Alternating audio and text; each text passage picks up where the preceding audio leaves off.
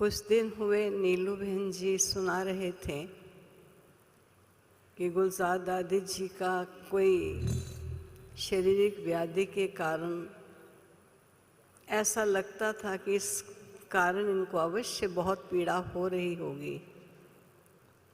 और दादी जी से ये कहा गया कि दादी आपको बहुत पीड़ा हो रही होगी। तो दादी जी ने यही उत्तर दिया कि ऐसा नहीं कहो, जितनी भी पीड़ा होनी है हो जाए, मुझे पुनर्जन्म नहीं लेना है, इसलिए पीड़ा की कोई परवाह नहीं है। और मैं ऐसा समझ रही हूँ कि जब 12 दिन होते हैं तो हम सब एकत्रित होते हैं, उन रत्नों को जो वतन में आते हैं, लगभग उनका विदाई का दिन होता है। लेकिन आज गुलजार दादी जी की बधाई का दिन है, ना कि विदाई का दिन है। तो हम सब बधाइयाँ देने के लिए इस स्थल पर एकत्रित हुए हैं। दूसरा, दादी जी की मैं बात जो सुन रही थी, दादी जी ने खास पूछा गया दादी जी से कि आपको बाबा ने निमित्त रथ बनाया, ये क्या आपको पता चला या कुछ सहमति ली गई? तब दादी ने यही बात सुनाई कि 21 जनवरी को मैं बाबा के पास जब वतन में गई तो बाबा ने मुझे बहुत आराम से अपने वतन में रखा और जैसे मैं बड़ी सुखद शांति में सो गई। और जो ही मैं जागी तो मैंने अपने सन्मुख बाबा को देखा। मैंने बाबा को कहा कि बाबा, बच्चों के मन में कई प्रकार के प्रश्न उठ रहे हैं, आप बच्चों के प्रश्नों का समाधान अवश्य कीजिए।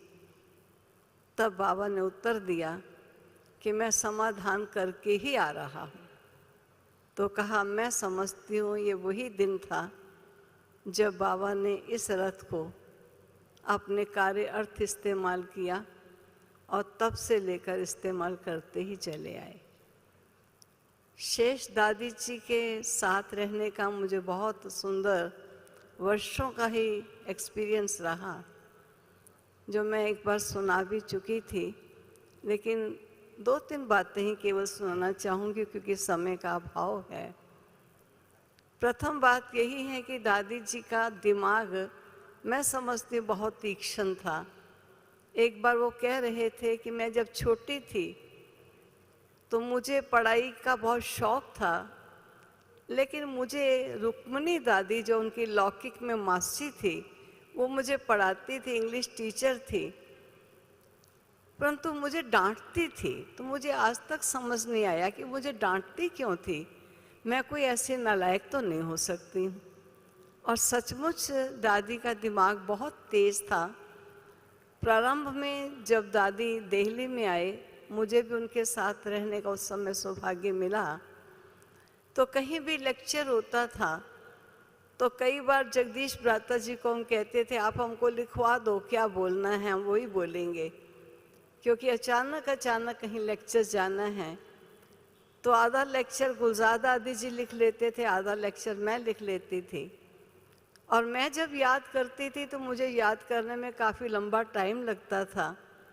गुलजार दादी जी केवल मुझे कहते थे, आप पढ़ कर सुनाओ।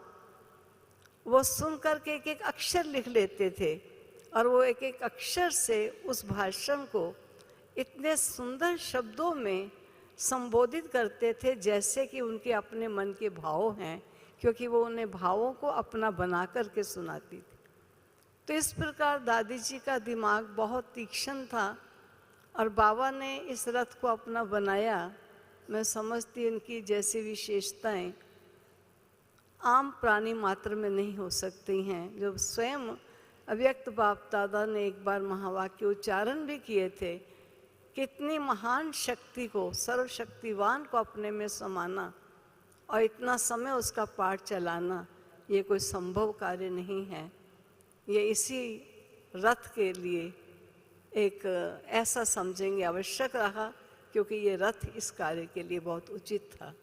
इसलिए मैं ये कहूँगी कि अपनी आदरणीय दादी जी को आज हम सभी श्रद्धांजलि देने के लिए उपस्थित हुए हैं।